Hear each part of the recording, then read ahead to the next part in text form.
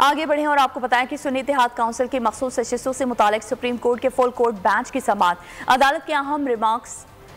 कहा कि election commission ने अदालत के फैसले की गलत तशरीह करके PTI को इलेक्शन से निकाल दिया। चीफ जस्टिस काजी फाइज ईसा ने इलेक्शन कमीशन के वकील को मुखातिब करते हुए रिमार्क्स दिए कि PTI को पार्टी इंतखाबात ना कराने की सजा मिली। फैसले की गलत तशरीह का कोई इलाज नहीं।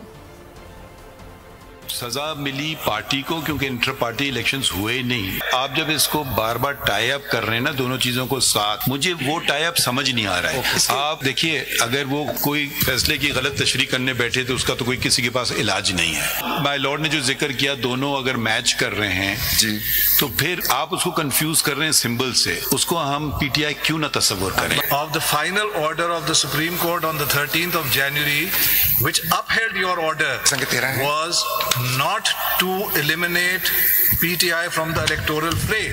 Is this understanding correct, that a major political party was excluded from the election process merely because the Election Commission of Pakistan grossly misinterpreted the judgment of this court?